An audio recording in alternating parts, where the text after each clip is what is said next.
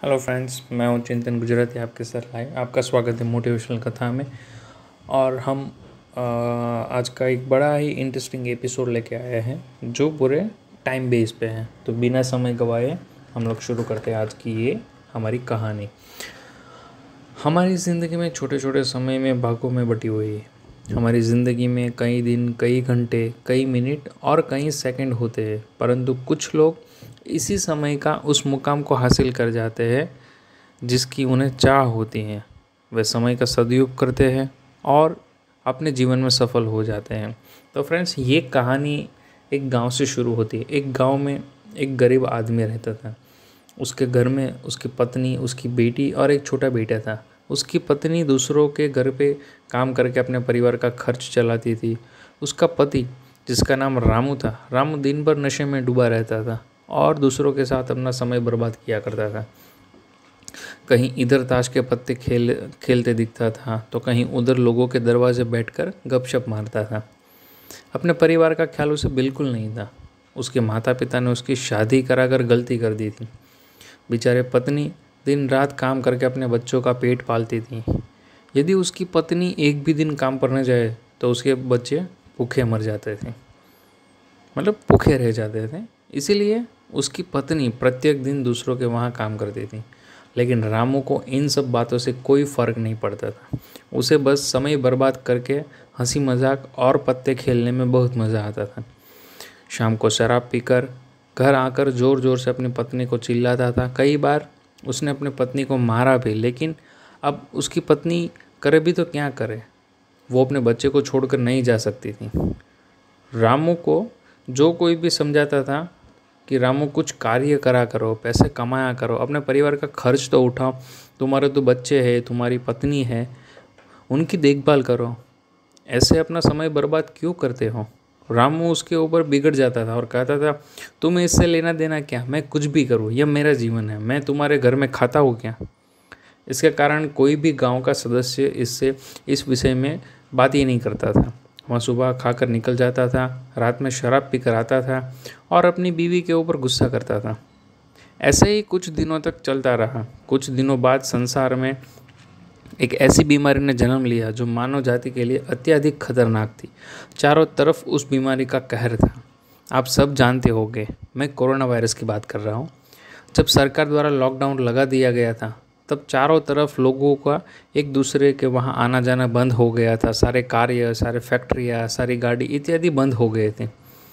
अब रामू का परिवार भूखा मरने लगा था क्योंकि उसकी पत्नी को जो रोज़ कमाने जाती थी वह अब इसी बीमारी के कारण वो नहीं जा पा रही थी। और इसी बीमारी की वजह से ना उसका परिवार का घर का चल रहा था। तो लोगों ने उसे अब काम पर बुलाना बंद कर दिया था। उसके परिवार में अनाज का एक दाना भी नहीं था, ना उसके घर में कुछ पैसे भी नहीं थे। अब वह क्या करता। उसका छोटा बेटा भी बीमार हो गया, उसके बच्चे की तबीयत ज़्यादा खराब हो गई। तब रामू को समझ आया कि अपने परिवार को ध्यान देना चाहिए। उसके बच्चे को अस्पताल ले जाने की सोचा, परंतु उसके पास पैसे ही नहीं थे। उसने गांव वालों से पैसे मांगने गया। गांव वालों ने कहा, पहले हम कहते थे, तू मानता नहीं था, तो हम तुम्हारी मदद क्यों करें। अब लॉकडाउन है, हमारे पास भी पैसे कहाँ हो गए। यही कहकर वह सब उसको लौटा देते थे। रामू अत्यधिक परेशान था। अब करे भी तो क्या करें, वह चाहकर भी कुछ नहीं कर सकता था। एक पूरा दिन बीत गया। उसके बेटे की तबीयत और भी ज़्यादा खराब हो गई। तभी किसी तरह उसकी पत्नी ने जहाँ काम करती थी वहाँ से कुछ पैसे जुटा कर लाई। अब रामू अपने बच्चे को हॉस्पिटल ले जाने की तैयारी की। रामू अपने बच्चे को गांव से बाहर एक अस्पताल था, वहाँ लेके उनको पहुँचे। रामू दौड़ता हुआ डॉक्टर के पास गया। उसने कहा, मेरे बच्चे को बचा लीजिए। डॉक्टर साहब ने सारे इंस्ट्रूमेंट लगाकर चेक किया, तब उसका बेटा मर चुका था। डॉक्टर साहब ने यह बात रामू को कहा, यदि तुम अपने बच्चे को 10-15 घंटे पहले ले आते तो मैं डेफिनेटली उनको बचा लेता, पर मुझे बहुत दुख के साथ कहना पड़ रहा कि मैं तुम्हारे बच्चे को नहीं बचा सका। रामू यह सुनकर, रामू के पैरों तले चाहे ज़मीन खिसक गई। वो रोने लगा। उसने कहा, वो कहने लगा कि यह सब मेरी गलती है, मेरे जीवन में कुछ नहीं किया, मैंने सिर्फ अपना समय को बर्बाद किया। यदि आज मेरे पास पैसे हो जाते तो मैं अपने बेटे को हॉस्पिटल जल्दी ला पाता और मेरे बेटे को बचा पाता। मैंने अपने जीवन में समय को बहुत बर्बाद किया, लेकिन आज मुझे समय को अहमियत पता चल गई। तो हमें इस कहानी से यही शिक्षा मिलती है कि हमें अपने समय को बर्बाद नहीं करना चाहिए, उसका सदुपयोग करना चाहिए, उसका मिसयूज़ मत कीजिए। तभी हम अपने जीवन में सफलता मिल सकती है। इसी कहानी में अगर रामू पहले से काम करता होता तो उसके पास पैसे होते और अपने बेटे का इलाज भी करवा पाता, जिससे उसका बेटा आज ज़िंदा होता।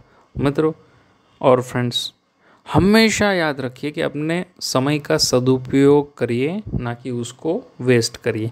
तो फ्रेंड्स, यही थी आज की ये कहानी का मोटिव। तो इसी के साथ मैं अपनी कहानी यहाँ पर समाप्त करता हूँ। अगर आपको ये स्टोरी पसंद आई तो स्टोरी को लाइक करें, शेयर करें, और अगर आप हमारे फेसबुक अकाउंट पे तो वहाँ पे आप फॉलो करें। अगर आप इंस्टाग्राम पे तो वहाँ पे फॉलो करें। अगर आप हम यूट्यूब पे सुन रहे हैं तो सब्सक्राइब करें। और इसी के साथ फ्रेंड्स, मिलते हैं अपने अगले सेशंस, अगले एपिसोड में। Till wait for the next podcast and next audio. So good bye, good day, ध्यान रखिए अपना। जय हिंद, जय भारत।